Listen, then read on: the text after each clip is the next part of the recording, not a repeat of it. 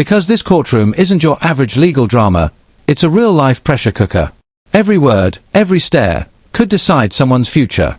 And trust me, Judge Raquel West runs her courtroom like a precision instrument, firm, fair, and fearless. Good morning. You're Eric Fornolls. And will your client waive the formal reading of the indictment? You will.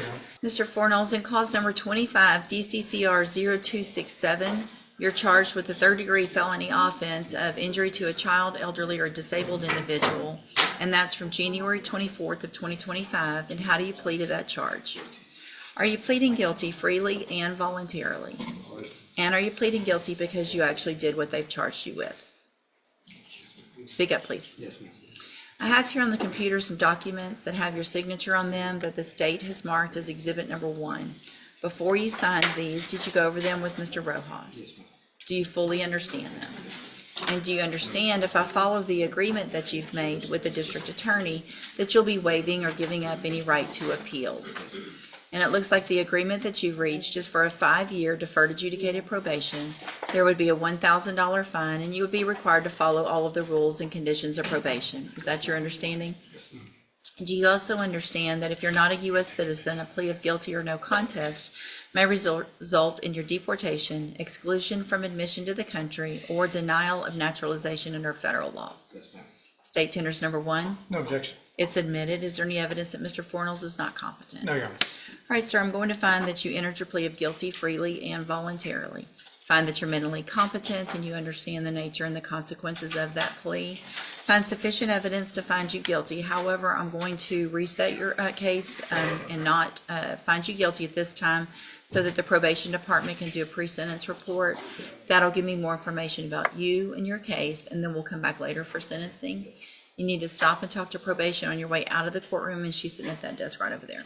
Okay? You can go. Yes, sir. See, Scott Howell.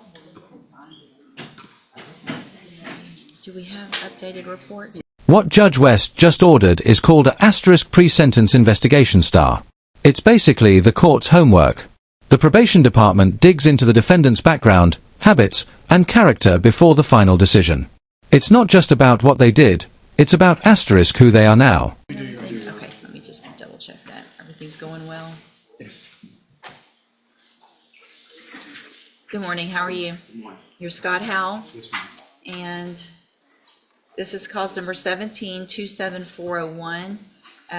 Mr. Howell was previously found not guilty by reason of insanity and has been, hold on a second, I'm just pulling it up,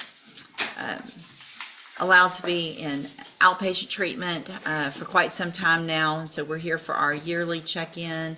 I have received the report from Dr. Krapon dated July 31st of 2025. Looks like everything is going well and there aren't any issues, and he recommends continued treatment in the way that we've been doing with regard to outpatient treatment. Is there any other evidence, Mr. Nothing from the Nichols? state, Your Honor. Mr. Rojas? No, Your Honor. All right, then at this point, to find that the appropriate treatment. Judge West is starting to test Forno's honesty. Notice her tone. When judges repeat questions or ask for clarification, that's usually a red flag. They're probing for inconsistencies, and the moment they find one, credibility starts to crumble. Is still the outpatient treatment. You need to continue doing everything you're supposed to, and we shouldn't have any issues, and we'll see you next year.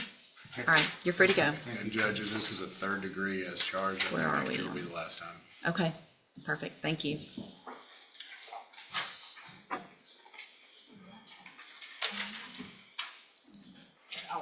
It's just a redo from the last. She can look at that. We can just do the same thing. Oh, it's a year. Okay, thank you. Yeah. It's technically the year civil commitment. It's just outpatient. So it's Mr. Samuel. Mr. Rennick, are you ready on your sentencing? Yes, Your Honor. On Kendrick Walker.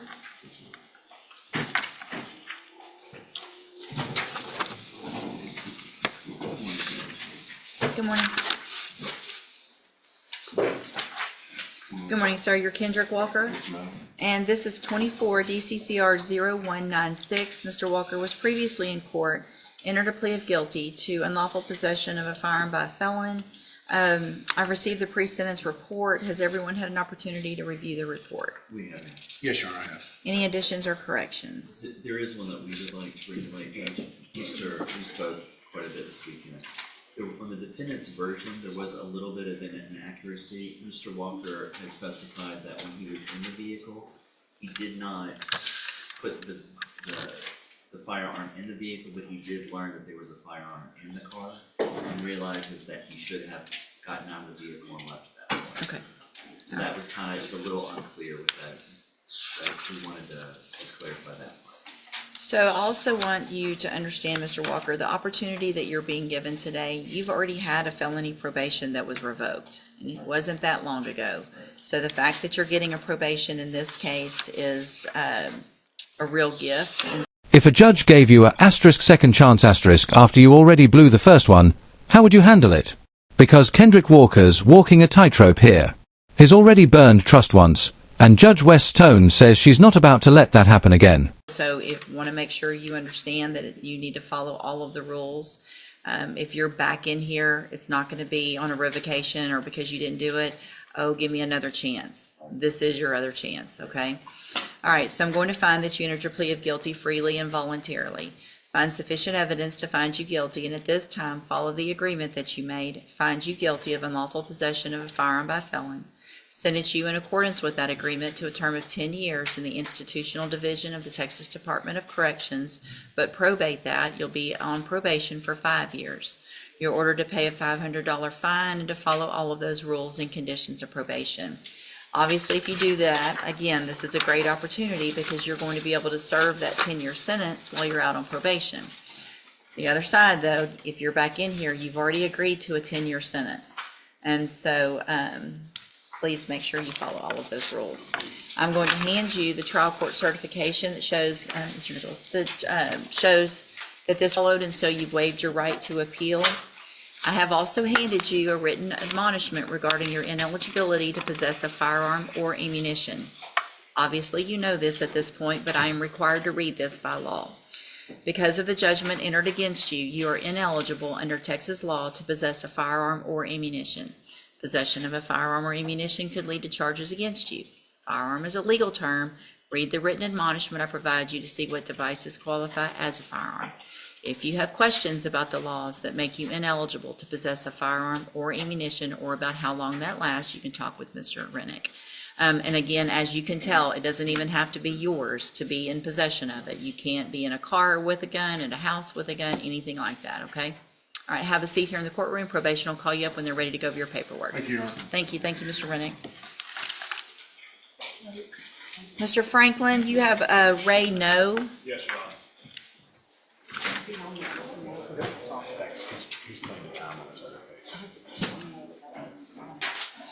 morning. Good morning. Morning, Mr. Franklin. I said good morning. Good morning. How are you, Judge? Good, thank you.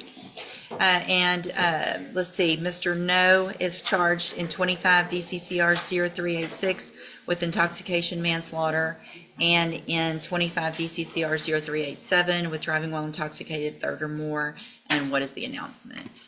Your Honor, we are not ready. I've spoken with Mr. Coleman, and there's pretty extensive video footage from the day of. I'm still working through that. There's Okay. 40-something hours of video. Okay. I'm still trying to get through all of that. All right, and you've got it all already, though? Yes, Your Honor. We Good, have it. okay. As far as I know, we have everything. Okay. But yeah, it's pretty extensive, and we would ask the court for more time to review. All right, any issues? State's not opposed, Judge. So we'll just do a normal reset about 30 days or so to see where you can get. Mr. No, make sure you stay in touch with Mr. Franklin so you can go visit with him, go through all of that you need to, and we'll see if we can get an announcement at the next court date. Thank you, Your Honor. You're free to go. Thank you. Ms. Holmes, you have Isaac Talley sentencing.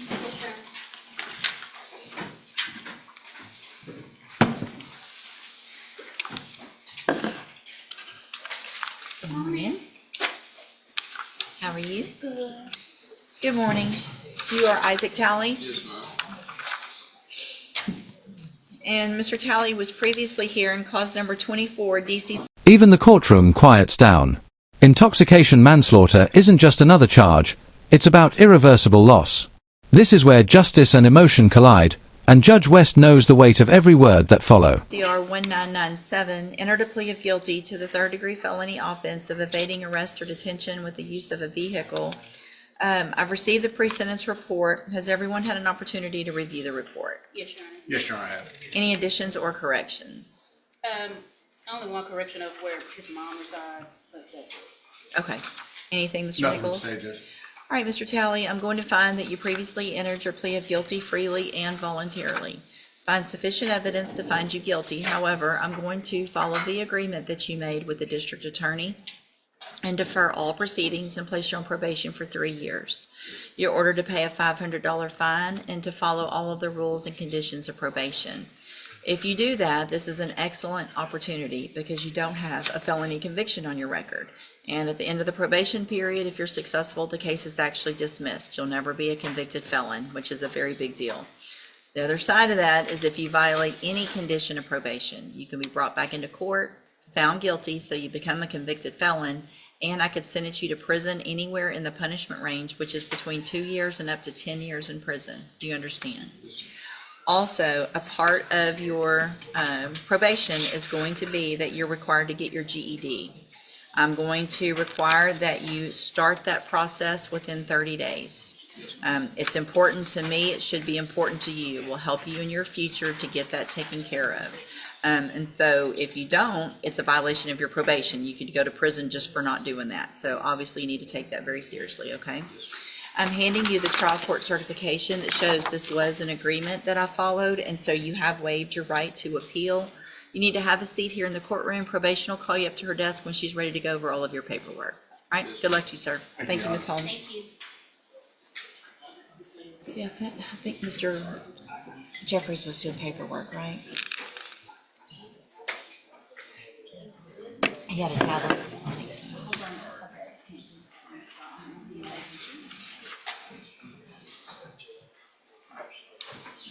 Okay, so on Mr. Kimler's, he's not going to be here, but he announced ready for trial next week.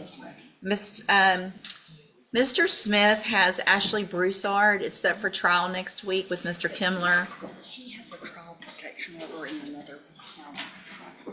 He does? Stand by. Stand by. All these trial protection orders. And were we going to make the defendant be here or no? I didn't tell him. Ashley Broussard? Okay. Ms. Broussard, just stay in touch with Mr. Kimler. He's going to let you know in your bondsman if you need to be back for trial next week, okay? Pivotal and Orange. Pivotal and Orange has a trial protection order beginning the 27th. What day's? The 27th is, Wednesday. hmm.